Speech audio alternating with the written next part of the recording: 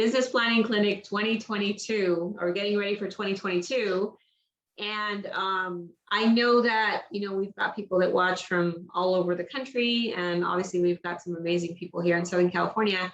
And we also have one amazing person in Northern California who's going to be leading our business planning clinic. Rick Geha, he has done this for us for the last couple of years. One of the amazing things I love about Rick is that on top of being a super intelligent and well-spoken and knowledgeable individual, he's also just a huge giver.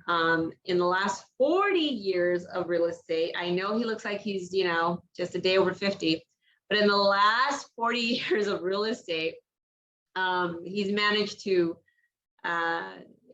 launch, several offices.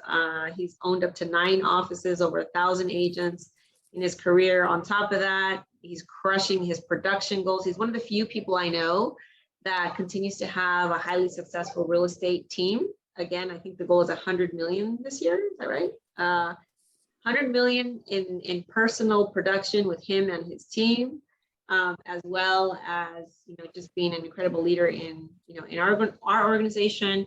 And somehow he manages to have one-on-one personal relationships with all the people in his world. And it's just always contributing to our lives. So I just want to thank you, Rick, for setting aside your time. He is also, I could go on and on, but he is a national coach and speaker, and has done that for 15 years. Still coaches with an independent coaching company, and he does it because, again, he just loves to pour into people. Well, the privilege and the gift that we have today is that Rick is going to be giving us 1 hour of his time, utilizing some of the highest level business planning tools. I hope all of you guys here have received your copy. If you haven't, just send me a DM, and then I'll make sure that you get a copy of that. And here we go. Let's get ready for 2022. Mr. Rick, I'm handing you the mic. All right. Thank you, guys. Good to see you all. I do know a lot of you, and I'm excited to see your faces. Valerie, I want to compliment you on being, you and Marcus as being, oh, there's Johnny. People are starting to turn their camera on. That's awesome. And I love that Starbucks no longer is talking about Christmas. Even though I'm a big Christmas fan, they just call it, what are they calling it now? Red Cup season. So talk about a politically correct way to handle it, but I'm still going to say Merry Christmas to those of you that celebrate, and Merry whatever you celebrate to those of you who don't. So I'm excited about this. I'm super excited that there's several of you that just heard me do this in person recently, and you're back on for another one. So that really excites me too. The nice thing, if you have seen me talk about it before, I never do 2 of these the exact same way. I had somebody watch me do 3 of them in 1 week and said, Rick, you talked about something different every time. I go, well, that's the idea. It's not a canned class. So I'm going to share my screen with you and share the workbook. The one thing I don't like about sharing my screen is that it means I won't be able to see all of your faces and what's going on for you while it's on. But I do want to get busy on this. It's 10:07. We got to wrap up by 11. And I want you to feel free to interrupt. I love a participatory class. And what we're going to do on this amazing workbook, which is 29 pages long, is go through the mindset and the understanding of how to execute, fill out this workbook such that it does you a big service in 2022. Some of you have heard me say that the National Association of Realtors says that up to 88% of people who are given a business plan workbook still don't fill it out. And there's reasons for that. There's mindset issues and everything. And let me talk a little bit about that before we actually keep the workbook up on the screen. The number one issue with us looking at a business plan workbook and then going like this, here's my business plan workbook. I'm just going to go, I'm like looking at it and then I go, I'll get to it later.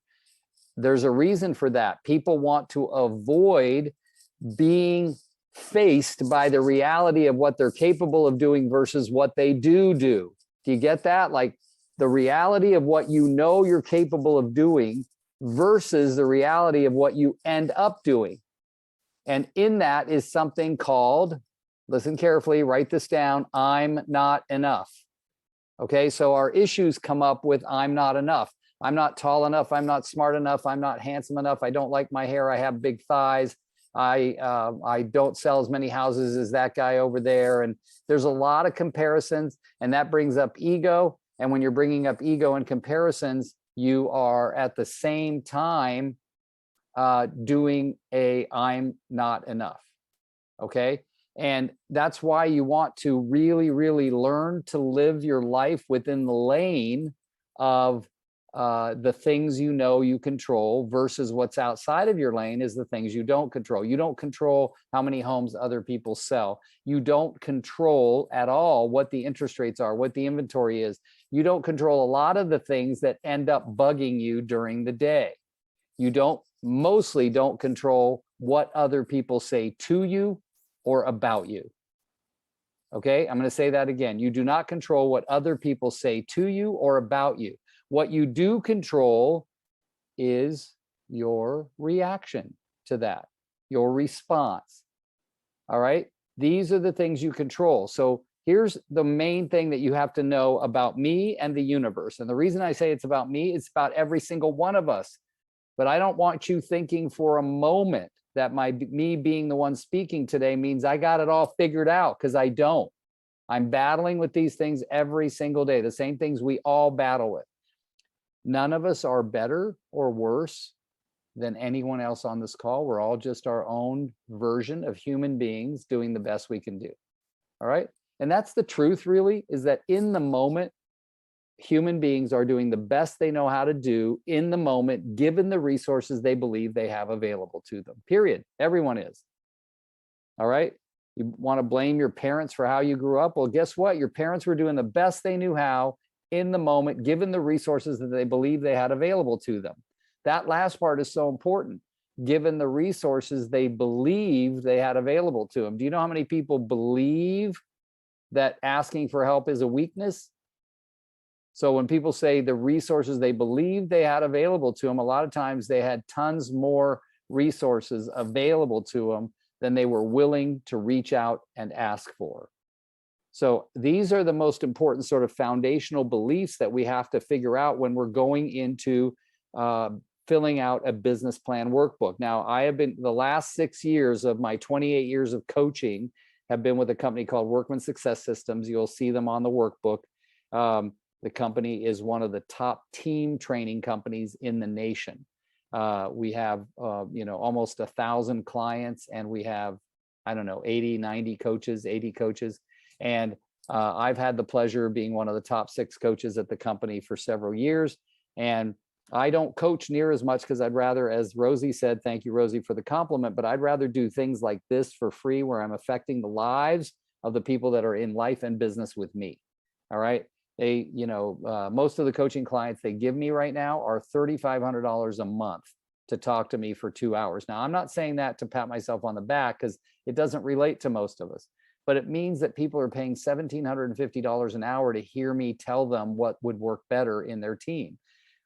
The reason I would rather talk to you for free than talk to them for $3,500 a month, which I don't get that money. I get a portion of, but certainly not the majority of it, is because the people that come on these calls voluntarily, not because they are paying to do it, are the ones who are most likely going to get the most out of it. Hence makes the biggest difference in your life. And those are the people I most want to talk to. Okay. I mean, Marcus is in a car. He could say, oh, I'm busy. I'll be driving that day. I can't go. But what's he doing? He's doing both, right? He's a believer in abundance. I can do this and I can do this at the same time. All right. There's an absolute difference in the people that are succeeding at the highest level in life and the people that aren't. And that only one difference has nothing to do with any of the crap people believe it has to do with, oh, you grew up in a different family, or you're white and you're black and you're Mexican and you're Latino. No, none of that. Do you know what the difference is between the biggest producers and the lowest producers in real estate? Is simply one thing, and that's the activities you focus on in a day, period, end of sentence. All right. One of my favorite stories is a guy who laid floors for a living. His name was Ed Monahan. In the 70s and 80s and 90s, we worked together in the real estate industry at the late 70s, just before I got my license. But he was laying linoleum, you know, his hair's all messed up, he's sweating, he's got those big freaking knee pads on, and an agent walks in to show the home he's repairing while it's in disrepair. When I talked to him, I don't know, 6 years after he got his license, I said, what were you doing before and how'd you get into real estate? He told me about knees down on that floor, laying linoleum, and that a realtor walked in with his clients. And this is what he said. He said, I couldn't believe, because I knew who that agent was that walked in, and I knew what kind of car he drove and what kind of house he lived in. And when I heard him talk to people, I said, if that dumbass can make that much money selling real estate, I know I can do just as good. Okay. He worked one more week in laying floors and went out and got his real estate license and went on to be very, very successful. And he was the kindest, humblest, simplest man. And yet he connected with people at a very high level and sold tons of houses as a result of it. So he used comparison as a way to boost him up, not bring him down. Do you get that? Like, think about the power of that. Now, as we start to look at this business plan workbook, and I'll probably zip through it, but I want you guys to feel free. Rosie is live streaming it and recording it so we can send it back out to others to look at, especially if you associate with a friend or somebody and you're thinking about talking to them about why don't we work together, whatever, this would be a great thing to send them. So I'm going to share my screen, pull up the business plan workbook, and let you see the table of contents. These first 5 things right here are the ones that mess with you the most: the strategic plan, the personal objectives, the core values, the mission statement, the SWOT analysis. A couple of them I'm going to spend a lot of time on. A couple of them I'm not going to spend very little. I'm going to spend very little time. But what I want you to think about here is, number 1, the strategic plan. In 1989, a man named Stephen Covey wrote a book called The 7 Habits of Highly Effective People. And the 7 Habits of Highly Effective People, habit number 2 was begin with the end in mind. That's what a strategic plan is, ladies and gentlemen. It's beginning with the end in the mind. It's putting out a plan for what my life and my business are going to look like in the future. All right. Notice we're talking about both business and life, not one. We're not only talking about real estate. We're talking about what's going on in your life while you're doing this thing called selling real estate. So as you look at this, the strategic plan is going to ask you 9 questions. 6 of them are the same exact question. So let's just wrap those 6 questions. The first one is, what do I want to achieve in my business in the next 5 years? And then the second question is, what do I want to achieve in my life in the next 5 years? So this strategic plan, to go quickly, is 5 years, 1 year, and 6 months. It's called planning out ahead. But if you start with 5 years and you lay out your strategic plan, then you can move it forward in your mind to what's going to happen by 6 months from now or a year from now. So if I say by the end of 5 years, I want to be at 500,000 GCI a year. Well, that means by the end of 2022, you want to be at 100,000 GCI. So you start to, extrapolate, if you will, so that you end up with the right plan. But let's look at those questions. What do I want to achieve in my business in 5 years? Folks, this means that you have to think big, dream big, and set these, what I call big, hairy, audacious goals. Because I would rather personally set a humongous goal that makes me nervous, makes me sick to my stomach because I can't believe I said I would do that. And I would rather fall short from a big, hairy, audacious goal than fall short from a mediocre goal. Now, different people believe differently. They want to set a goal and they want to hit it. That's society. Society said if you hit a goal and if you set a goal and you miss it, you're a loser. Well, what if you just changed your belief that if I set a goal and I hit it, the goal was too low? That's a possibility, right? Again, up to you, not me. I'm not going to tell you how to believe. I'm going to suggest that thinking bigger might improve your ability to get where you really want to go in life, right? I had some pretty horrendously big goals for this year, and I didn't make a lot of them, but guess what? I still hit some places that I never, ever believed I could get, because those goals were higher than that. But when I got to right here, I was like, oh, holy cow, this is amazing. I'm past where I could have dreamed I could have possibly been. So those are things important about looking out at your 5 years. You get to decide, do I set what my wife calls no shit, no kidding goals, or am I setting big, hairy, audacious goals? Totally up to you. Now, when you look at the questions, these are what do I want to achieve in my business and then in my life. It's asking you to separate them out, but to also think big. You know, where will I be living? What's my life look like? What are my relationships like? This is a place to really talk about everything that isn't real estate sales. And then of course the 4 and 5 are what do I want to achieve in my life in 1 year and my business in 1 year. I'm sorry, 3 and 4. And then 5 and 6 are what do I achieve in 6 months for my business and my life. Now, here's the big part of this exercise is looking at questions 7, 8, and 9. How will I know I am making progress? How will I know? Well, you've got to benchmark things. You've got to set expectations, and you have to say, now, if my goal is to be at 500,000 by the end of 2022, 3, 4, 5, 6, 2026, then by the end of 2022, I should be at 100 grand. But what if at the end of 2022, I'm at 90 grand? Do I panic? No, probably can make some adjustments. But if at the end of 2022, I'm at 50 grand and I should have, you know, based on my goal, I should have been at 100 grand. Well, then I really got to take a look at my activities, the results, what can I tweak? I mean, this is about benchmarking. And then also having not just accountability partners, but awareness partners and collaboration partners. People that are just as hungry to get where they want to go as you are to get where you want to go. But there cannot be a financial benefit to the accountability or the awareness partner or the collaboration partner, because then they get emotionally involved. You don't want that, right? And you also don't want to be a collaboration or accountability partner with somebody you live with or sleep with, because it ends up messing up the relationship based on that accountability. Number 8, what is the biggest pain right now in my business? What is the biggest pain?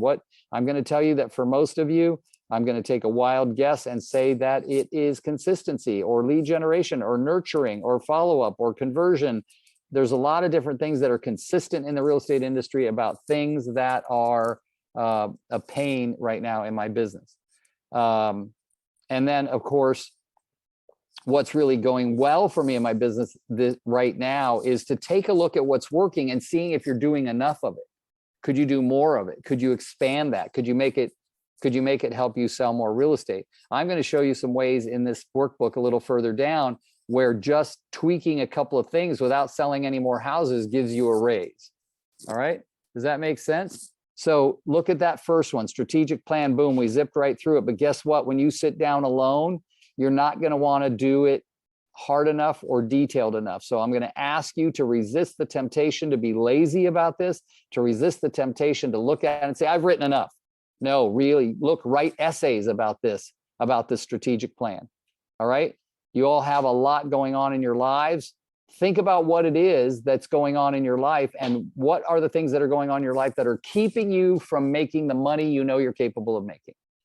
There's stuff out there, right?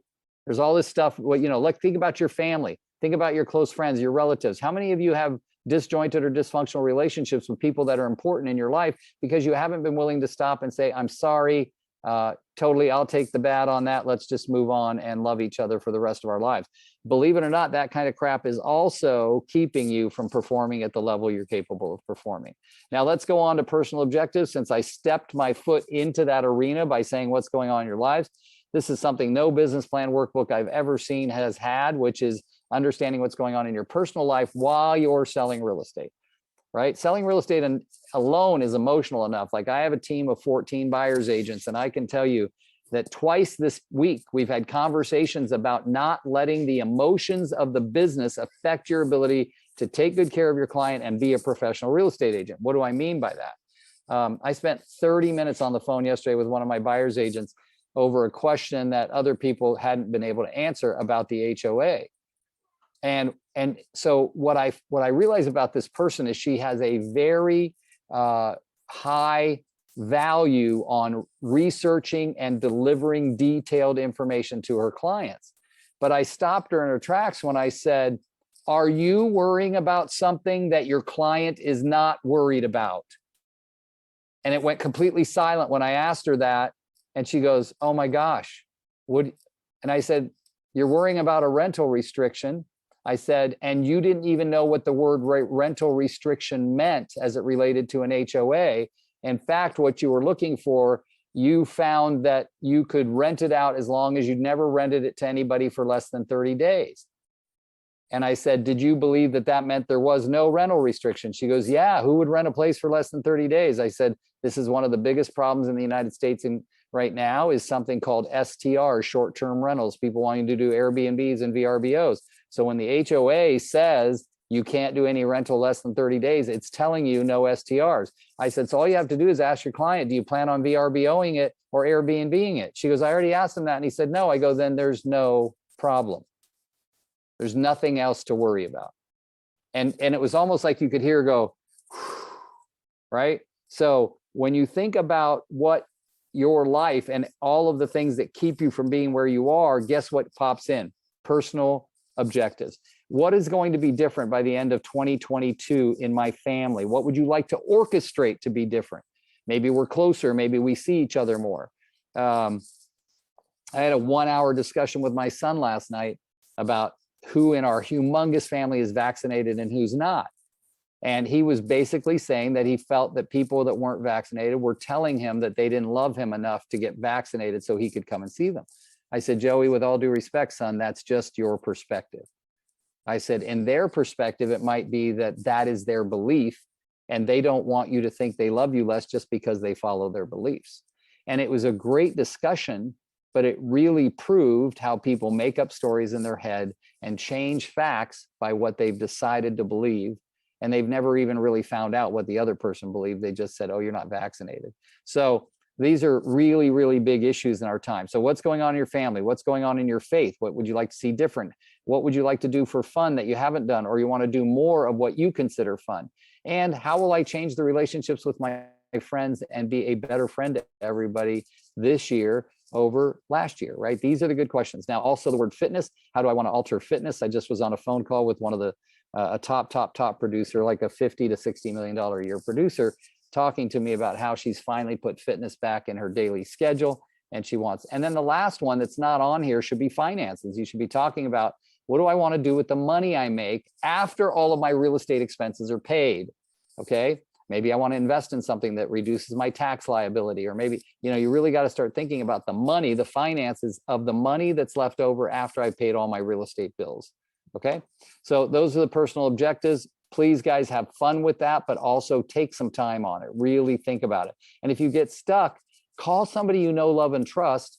I'm going to say that again. Call somebody you know, love, and trust and say, hey, from your perspective, what could be better for me and my family? What could be better for me and my faith and my friends and my fun and my fitness and my finances? Next one, let's move right on. I know I'm moving quickly. You guys have the ability to unmute and say, Rick, stop. That's fine, but I won't until you say that. Rosie, I just want to comment in front of everybody, your hair, your complexion, you look happy, you look beautiful today. So thank you for putting this call on. Thank you. You're welcome. So now the core values, here's something that when I started coaching for Workman Success Systems, even though I used to tell people about developing their unique selling proposition and their unique value proposition, I never got core values as much as I did when I started coaching for Workman Success Systems. If you're coaching a team and the team doesn't have a list of core values on the wall so that everybody that walks in, a customer, another realtor, an inspector, a member of the team, now when they come in and they see that on the wall, they instantly have what? An idea of who you are and what you represent. So when we tell teams to develop their core value, we then say, put them all on a sheet, frame them, put them in the conference room, put them in the bathroom, have one in your car, like everywhere. You should be able to be seeing those core values all the time and having them become an internal part of how you live, breathe, walk, and talk in and out of the real estate industry. All right. So core values, what could they be? They could be a core value could be punctuality. It could be community. It could be reputation. It could be, integrity in all things, putting the client's needs above all. Those are all considered core values. But you really want to sit down. This is one of my favorite collaboration exercises because I had paragraphs, literally, folks, paragraphs of core values. And I sat down with a bunch of people in 2017 and we narrowed it down to something that worked for us. And the missions, did I say core value? Yeah, I was talking about core values here, but we had so many of them, but we narrowed them down to about 13. I think we had 30 or 31, and we narrowed them down to 13. And then I'm going to move right on to the mission statement. just as important as core values. Those two things, folks, really represent the foundation of communicating to the world who you are, what you plan on doing, how you're going to make a difference in your business. And they are the things that free you up to make the most amount of money possible for you. So once you get your core values, let's say you hire someone on your team, like a buyer's agent or something, you got to get them to sign it. I commit to living my life and doing my business in alignment with these core values, right? So those are the things that we're talking about. And then, of course, the mission statement is just as important. And that's what I was just talking about when I was saying about paragraphs and paragraphs. We did have about 30 or 32, 31, 32 core values that we narrowed down to, I think, 13. But when we came to the mission statement, it was the same thing. We had paragraphs. And after we collaborated with all these different people in 2017, we were able to get it down to one sentence. And write it down if you want, memorize it, whatever. But mine is the mission statement of the Rick Geha real estate team is to improve the lives of all we serve. One sentence, improve the lives of all we serve. Now, guess what? With that, guys, I can go, why am I in business? To improve the lives of all we serve. What makes me unique? Improving the lives of all we serve. In other words, if these 5 questions that are on here can be answered with what your mission statement is, then you did it correctly. You did it where it will be effective for you and your business. They have this example down here on page 9 of the book. I want you to cross it out. Don't use the example. It sucks. What I would like you to do is to Google this. Google the words mission statements of major companies. Just do that. Or major mission statements of top companies, or mission statements of Fortune 500 companies, and they'll show you some examples so you can get your arms around making it something that makes sense and that delivers a message, a passionate message about who you are and what you plan on doing. All right, that's that. Now we're going to move on to SWOT analysis. This one is really cool, big deal, very big exercise for you all to do. How many of you, you can put it in the chat or raise your hand or yell it out, are only seeing the workbook because I have it up, not because you have a copy? I know Marcus isn't looking at it somewhere else because he's driving, but who else? Do you guys all have a copy in front of you? The majority of you? Okay. But the reason I asked that is this part right here is the instruction page for your SWOT analysis. And let me just see what the chat says. Okay.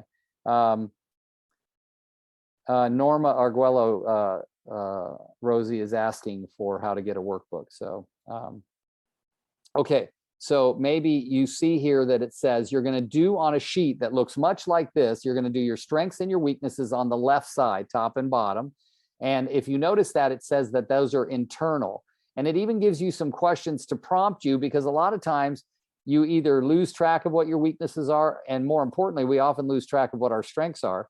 And then you have some questions here to prompt that. But remember that strengths and weaknesses are internal. They are things that you personally control, and that weaknesses, opportunities and threats on the right are things that are external, meaning you don't control them. All right. What interesting trends are you aware of? Changes in social patterns, population, lifestyle changes, pandemic. Hello. So there's a lot to be said about opportunities and threats. What you're going to do is you're going to take a blank sheet like this and you're going to fill it out, but you're going to have to take some time to really think about it. And so what I ask you to do is to fill it out one day and take a day off, and then 2 days later come back and look at it again, and then think about what might have been different then. But I also want you to do this. Please write this down. You want to give away 5 of these blank ones to 5 people that you know, like, and trust, 2 in the industry and 3 not in the industry. 2 in the industry, 3 not in the industry, but they have to be people you know, like, and trust, and they know, like, and trust you. Okay? So, and then guess what? If that happens, you're going to get a bunch of answers from these different people. You will have 6 of them. You'll have yours and you'll have 5 from other people. It will take a while. Tell everybody you need them back in 48 hours. They won't give them to you in 48 hours, but tell everybody you need them back in 48 hours, and then expect to get them back in 5 to 6 days.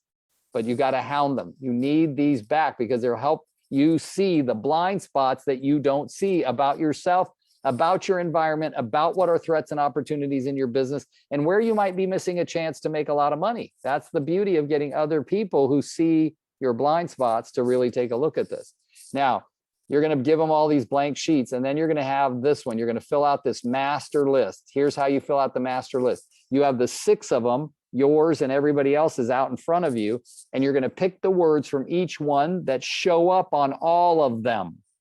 All right. So you're going to have very few words here, because for this to be on the master list, it has to have shown up on all 6 of them. All right. But you also want to pay attention to the ones that didn't show up on all 6. I don't want you to ignore them, because if you respect and admire the person that gave you the list and they have one thing written down in a weakness that you didn't see written anywhere else, you might want to sit down and have a talk with them and say, hey, I noticed that you said that I suck at personal interaction. Can you tell me a little bit about how you're experiencing me in personal interaction, instead of getting all pissy and moany and saying, what, I thought you liked me. This isn't about like. This is about making sure that you have a very strong idea of where other people see you and how they see you show up. It's as simple as that. All right. Then back down here, you have the strengths and opportunities pairings. Look at all the opportunities that were written on all 6, and look at your strengths and say, where can I combine those strengths and those opportunities such that I will make more money because of it, or I'll have a better life because of it? Think about that. And then, of course, the weaknesses. When you find out what your weaknesses are, and you have to decide, am I going to learn to make that a strength, or am I going to outsource it, or is it going to be a combination of both? This is really important. Too many people fly right past this. Somebody says, like for me, a bunch of my people told me I was impatient. So we had to say, okay, where am I mostly impatient? What do you see me? What am I usually doing when you see me impatient? And how can I learn to not show up as impatient to the people I know, love, and trust, my wife, my assistant? Those are the people that said I was impatient. Or are there things I can do that help me be more patient that I can have other people do that will keep me from being impatient, right? Lots to think about on this SWOT analysis, but it is such a huge part of the business planning workbook. The fact that you take a lot of time on this part is going to pay dividends for years to come. Because look, if I originally did my first SWOT analysis like this in 2017, and I sent it out to a bunch of people, and I haven't sent it out to those same people anymore, because most of those people are in my life and are saying, wow, Rick, you've really done this, you've really done that. But at least this part you should probably do every year to get a check-in, right? It's like a checkup with the doctor. You're going to get a check-in. All right, let's move on from there. Do the income goal sheet. This is awesome. Now, what I'm going to do on here, let me just see if I can find it really quickly. The income goal spreadsheet. Hey, Rick. Yeah. Yeah, just one thing on the previous, Yeah. I think one of the things I love about this workbook is, most of the time you're kind of in your head and you're thinking, this is my goal, Yeah. You're thinking about 1 year. And as I was writing some things down, I realized, wow, like what would 5 years look like? Forcing you to kind of think forward, not just, how's it saying? We overestimate what we can do in a year, and we underestimate what we can do in a career. Yeah. Right. And that also gives, individuals a little bit more, for me, it just gives me a bigger picture, like, wow, I still have a lot of really crazy, incredible goals. And I do have the time to do it, and so I just love that part of it. And the second part is, in doing this SWOT analysis, how often are we asking for feedback? Because this is feedback, right? Yeah. From other people. And I think it's important to, to receive the strengths very well, and also receive the weaknesses, very well, right? Yeah. Because if 4 or 5 people are looking at something and saying, hey, you're great at this, and 4 or 5 people say, hey, you know what, this is not so much. Yeah. One of the biggest growths that you might have in 2022 might be just kind of a self-awareness of this area that you were not aware of, right? Yeah, And very then, well said. Very well so, said. Yeah. Thank you. Let's see.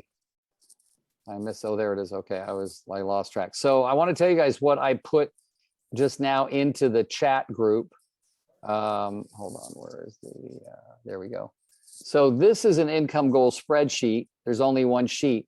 I want to quickly say a few things, but I want to remind you that I gave you the Google Doc or Excel spreadsheet version of this, so you can plug in some numbers and it'll do the math for you as opposed to you doing the math on here. So please capture that. Rosie, I definitely, is Megan on? Yes. Capture that and save that for, because you know, you have your organization is huge. You got a lot of people that took business planning clinic. This sheet, that spreadsheet, will take away all the math, doing the math yourself. It does it for you. But here's the thing that you want to learn from this. The first thing is it says what, notice on the third line, it says, what's your gross annually? Well, I might gross $1 million in commissions, right? But what am I actually taking home after I've paid all the buyer's agents, I've paid my assistant, I've paid my team leader, everybody's been paid, all the expenses are paid, what's left for me? And that's not left for me after taxes, but what's left for me before taxes. All right, so that's your net annually. So you really want to know those, but you're really going to have to research to know them. A lot of agents aren't paying attention to the money that's going out, me included for many years, not now, but certainly many years. Then you want to start paying attention to what's the average commission percentage to the detail on what you usually get when you represent a buyer and what you usually get when you represent a seller. All right, I'm going to give you an example. I did a lot of volume in listings this year, probably over 50 million just in listings. Okay, now look at this. If my average listing commission right now is 2.35, right? 2.35. If I just get my average listing commission up to 2.40, 0.05%, just to 2.4, I would have had a $180,000 raise in my pay this year without selling another home. 180,000. It's a big freaking deal, guys. So what if you said to yourself, oh, maybe I just got to learn to keep my commission better or stick to 2.5 as the bottom listing commission. Those are the things. And yeah, we'd say, oh, I would have lost that business. Great. Well, you do have to make intelligent financial decisions for yourself. But it's very important to know the difference between what your average commission is for listings, what your average commission is for buyers, and what is your average sale price for listings versus your average sale price for buyers. And even more than that, how many calls does it take me before I can get a listing appointment? All of those things are on this sheet. It's the numbers of the business, and it's vitally important. And you would be surprised how many great questions it asks you. Prospecting activities, what are your goals for the months and annually? It's got a separate listing goal and selling goal to buyers in your business. It's really, really a great sheet. And then in the chat, I have put the Google Doc so that you can use that to do the math for you. All right, the next thing quickly as we move along. Oh, look, somebody's filled them out for me. That was me. These are different ways. These are your 4 pillars of income. If I talk to my buddy Mike and I say, hey, Mike, how many houses do you want to sell next year? And he says, I want to do 24 deals next year. I go, okay, what are the 4 pillars that you're going to use to get those deals? And everybody is going to use different ones. This one happens to say open houses, sphere of influence, door knocking, internet leads. You really remember that most of us right now get most of our business from one major source. Almost everybody does. Whatever that major source is, it goes here on pillar number 1. And then as you perfect it, you want each of these pillars to be able to get you your entire goal. Could I do 24 deals just doing open houses? Yes. Could I do 24 deals just working with my sphere? Yes.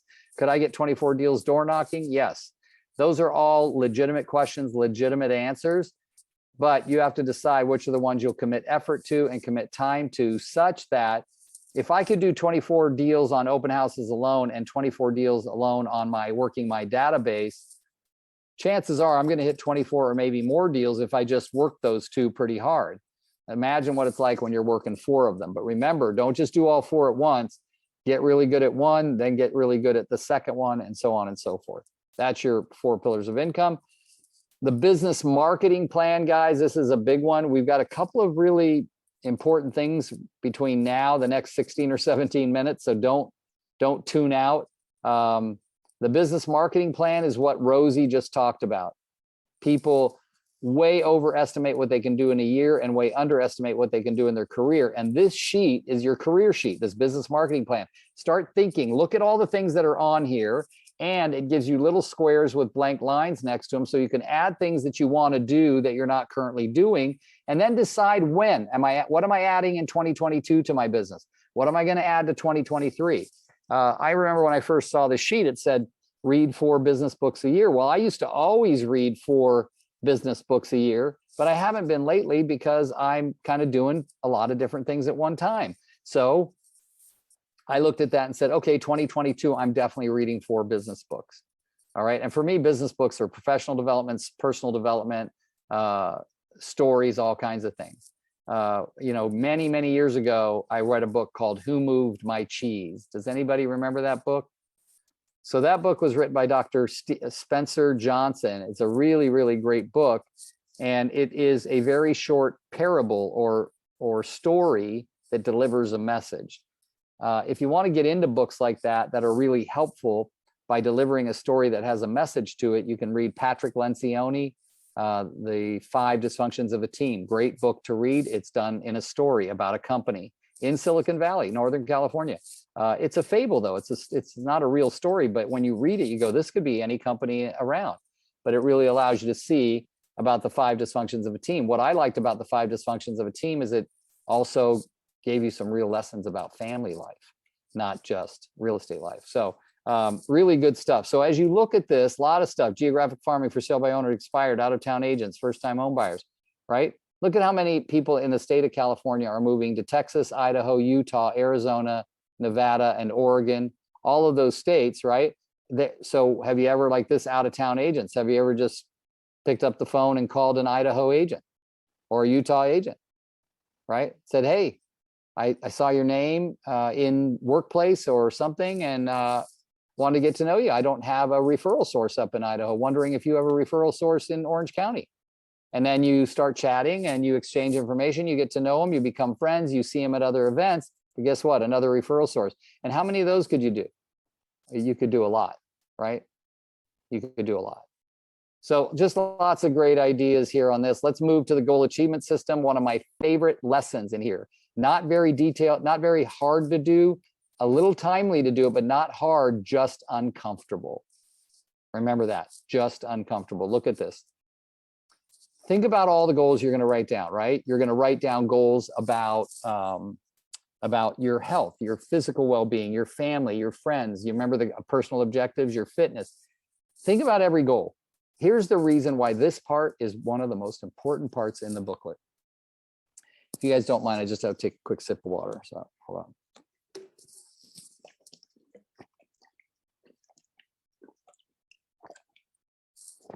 Sorry about that. Okay. Imagine, like, I had a goal at one point in my life to do 100 push-ups in 5 minutes or less, and I did it. It took me several years to get worked up to that. And then about that time, I quit doing push-ups. And now, again, here I am. I can't do 100 push-ups in 5 minutes or less. But I don't want to go to the same old goal. So I said, let's do 200 push-ups in 5 minutes or less. And I'm a long way away. Excuse me. But if you think about this, if you took every single goal you had, your real estate goals, your family goals, your wealth and health goals, and how much you weigh and how much body fat, all those, and you asked yourself, if you wrote down the goal and you said, why is this goal important to me? And there's a reason for asking these questions, because a lot of times we take on goals for ourselves that we are not truly committed to, but we're doing it because it either sounds good or somebody else thought you should do it, or all of these invalid reasons. Look, what they allow us to do is figure out, this little exercise allows us to figure out, are we really committed to that goal or not? So if you look at the why of the goal, right? If you look at the why, say, why is this goal important? If you're truly answering this question, then you're going to know if you're really committed to doing this goal. And imagine if you had one sheet that said this goal you're going to do. Imagine just crumbling up the sheet and say, forget it. I'm not even thinking about that goal. It's not important to me. That is better for your life than having a bunch of goals set down that you committed to that you really don't have any commitment to, right? That you don't, it's not really that big in your beliefs. Well, I know when my push-ups are big in my belief, I never go to bed without doing push-ups, ever. Last night, it was 11:15. I go, shit, I hadn't done any push-ups yet. And now I'm trying to right now I'm at typically doing 70 a day, but it was late last night. I said, I'm just going to do 50 and go to bed. But I never end a day without getting my push-ups done, period, never. even if it's one, but I can't ever imagine myself getting all the way down on my hands and knees and, getting ready to do a push-up and doing one. I think the least I've done recently before I went to bed is 30. Okay. So there's at least getting some done, but why is it important to me? It's good for my health. It makes me feel better. I feel better about my life when I'm doing them. What have my excuses for failure been? Lack of commitment to me and my health and my long-term well-being. Guess what? I'm 64. Guess what happens with people? They get bone diseases and stuff like that. Well, that's why, in addition to push-ups, I'm doing lunges and squats before I go to bed so that my legs stay strong, right? All right. What have been my excuses for failure up till now? As I'm saying, just the lack of commitment to my well-being. And then I think about being married to a younger wife and I want to live longer. Those have been. So my resolve, then what's my resolve? My resolve going forward is to never miss a day without doing push-ups and to continue to add 5 push-ups every month to the repertoire. So I'm doing 70 in December. In January, I'd be doing 75 a day, right? All of those things. Next goal, maybe I want to take 100 listings in a year. Well, why is that important? Because I know if I take 100 listings, I become more of one of the idols in the real estate business in my area. So more and more people will call me. My income will be better if I take 100 listings. I'll feel better about myself because I've never done that. What are my excuses for failure? I've not been committed to the lead generation it takes to get to 100 listings. And what is my resolve going forward? If you ask yourself those questions on every one, you're going to wear yourself out, first of all, and you're going to know for sure, am I committed to this goal or not? Okay. I want you to spend some time on one thing. Am I making decisions based on my ego or my joy? Right. And a lot of times fulfilling your ego is your joy, but you have to realize, is that something like I owned 9 Keller Williams Realty offices, 9 of them. And eventually I lost everything as a result of owning them. And I look back and I go, it's such an ego thing, right? I didn't need to open offices. I could have just sold more homes. I was adding work to my plate. I was adding responsibility, liability, cost. If I would have just stayed in touch with really what I want to do in my life, well, I always wanted to retire and live on a beach. Well, guess what? I was more focused on, I'm the hot shot. I have 9 KW offices. I speak all over the US. That's all fun and everything for a while until it's not. So think about your goals, think about which ones you're doing for ego and which ones you're doing for joy. This is really a big deal. Then you have the same questions for all of your personal objectives: family, faith, fun, friends, fitness. Why are those your goals for those areas of your life? And what have been your excuses for failure? So, all right. All right. Let's see. And then look at this. Then you have something called a sprint sheet. This is for my 100 listings, right? A Spreadsheet is you have one sheet. Notice one whole sheet of paper for every goal. So my 100 push-ups in my 200 push-ups in 5 minutes, I'm going to have a sprint sheet that says all of the things I need to do to build up to 200 push-ups in 5 minutes or less. Got it? So then if I say 100 listings, I have this sheet right here. That's all the different things I have to do to get to 100 listings. You want one sheet for every single goal. It doesn't matter how many items are on the line, but don't fool yourself. Think of all the things you will have to do, including the background stuff. Oh, you just got to lead generate. No, you don't. You got to lead generate. You got to follow up. You got to have a system of delivering stuff to their home so that they know you're thinking about them, to send them the comps. Maybe you're going to have a market update sent to them, a market snapshot update sent to them once a month, or all of these different things have to get on that, what they call sprint. You see it right here, the word sprint, which are the activities you must do to reach that goal. Now, the reason I say that is this, because there's a bunch of those blank sprint sheet pages. And I want you to think about this for a minute, is if I'm filling out all these sheets, think about this. If I set a big, hairy, audacious and I don't hit it, am I a loser? No, you are not. But if I set out this sprint sheet of all these activities that I say I'm going to do to get that goal, and at the end of the year, I go, I've done one of those activities, well, then I'm just a plain liar, right? I'm just lying to myself about wanting the goal, when if I only did one of the activities on those pages, the fact is I really didn't want that goal. And they go, well, I was too busy, right? And you say, no, things that are important to you are the things you make time for, right? Think about how many of you never miss brushing your teeth. If you do miss it, I don't want to know about it, but think about all you that never miss it, right?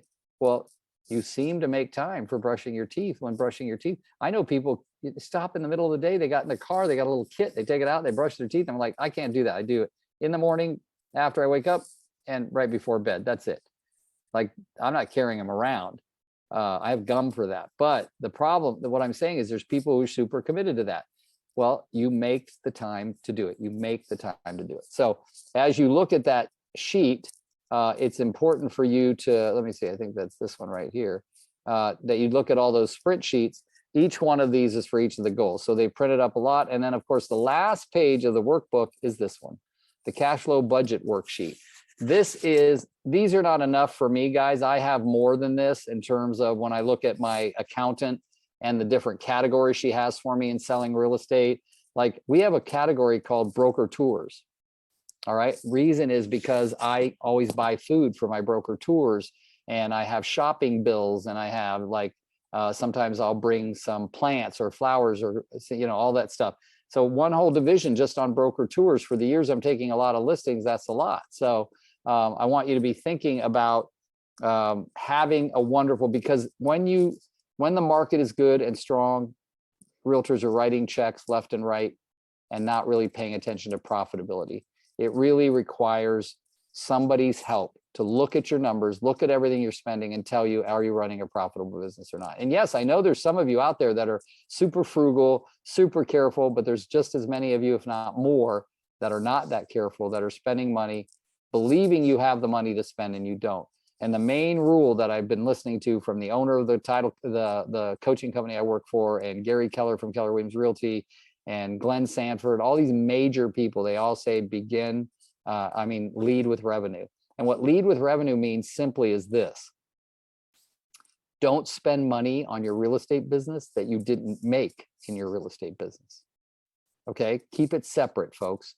Like, I know so many men, and I know I'm not supposed to be talking about gender, but in this case, men that I've known in the past that have gone to get money from their significant other or their family pile of money to do something big in real estate, like send out postcards or do a big marketing campaign.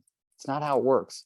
There's plenty of ways to make some money for free: door knocking, cold calling, talking to your database, whatever. And then once you've made that money, segregate part of it, separate it, and say, this is for marketing, this is for projects. Then you're only using money that you made in it.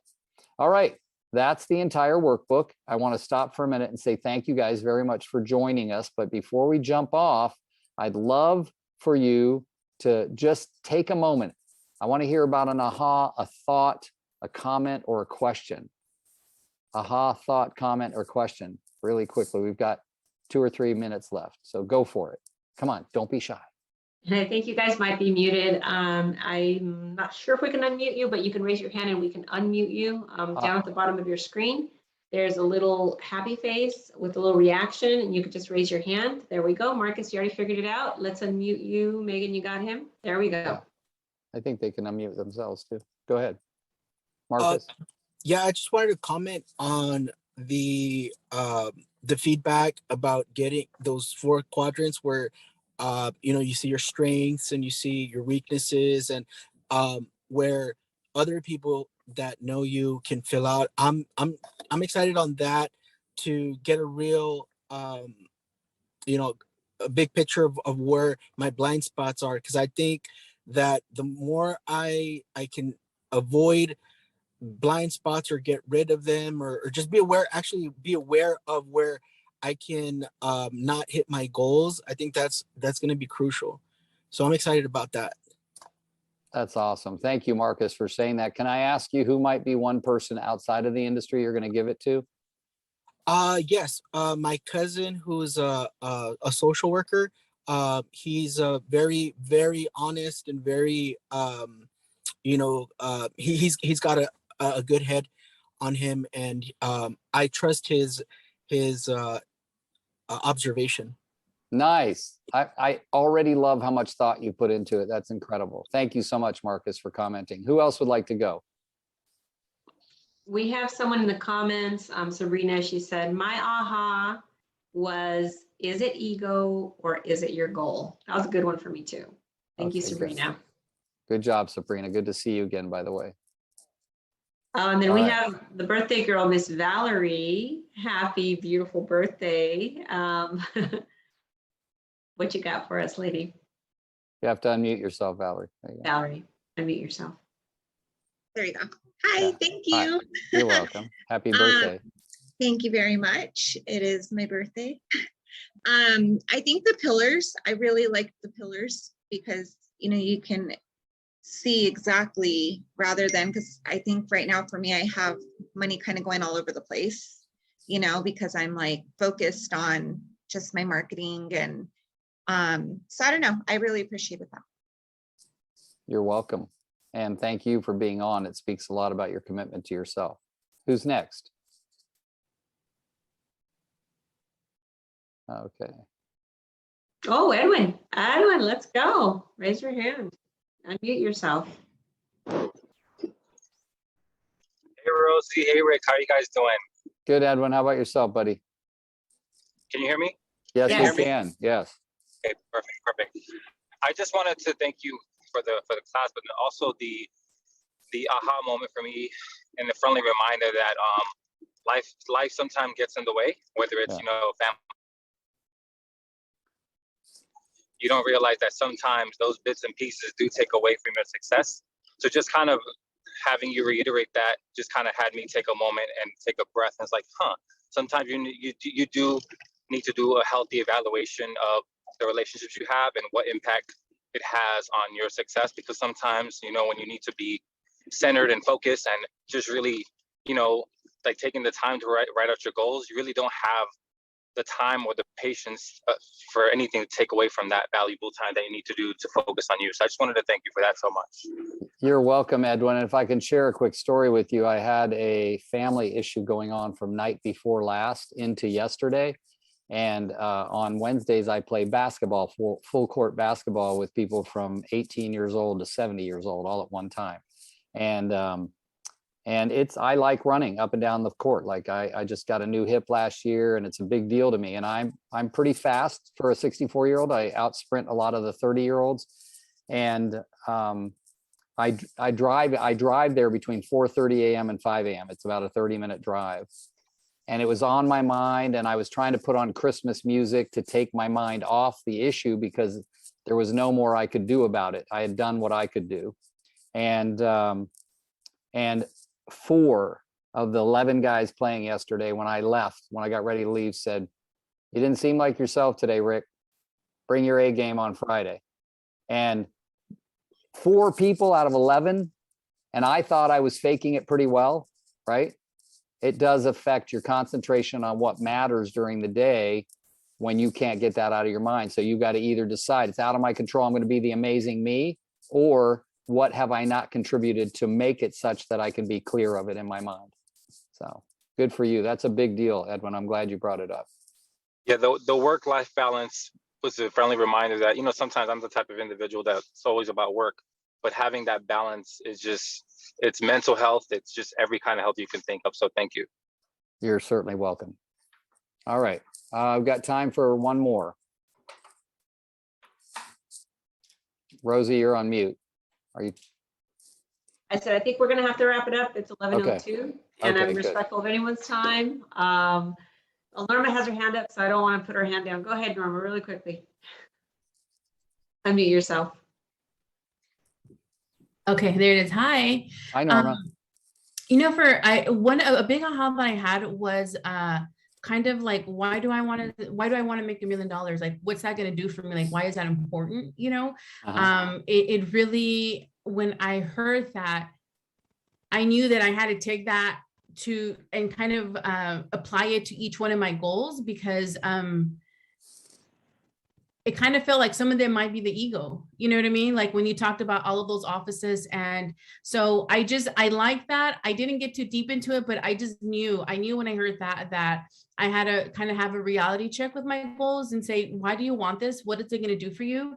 And do you really want or need it? Or is it the ego? And I want to let go of everything that's the ego, because it's heavy. It's too heavy to carry that. And one thing that I've been doing the last couple of months is really prioritizing family and setting boundaries with the work and family, because I was always sacrificing the family to be there for the work. And then I was like, well, what's the point? Because I'm working for the family, but I'm never with the family, right? So I kind of, again, I was like, what's ego and what's really a healthy goal. Joy-based, yeah, joy-based, yeah. Exactly, yeah, thank you. No, thank you, Norma, for being honest and open, because declaring it out loud is one of the things we have to do. Even if there's no one else listening, declaring it out loud is where reality hits. So, yeah, it's kind of like what Edwin said about taking a deep breath and realizing that, yeah, there's some stuff I got to get cleaned up, right? So same thing. Well, thank you again, everybody, for being here. It is being streamed on Facebook. You can always go back and just kind of like, catch the part that you missed, or if you want to hear it one more time. Rick, thank you. I was telling everybody moments before we started, I said, I'm going to go because anytime he does any kind of presentation, there's so much value. There's always something different that I hear, and always just amazing takeaway. This is definitely your gift. And thank you for sharing your gift with us. Thank you. And very much looking forward to doing 2022, with you and with the rest of the team. Ditto. Merry Christmas, everybody. Take care.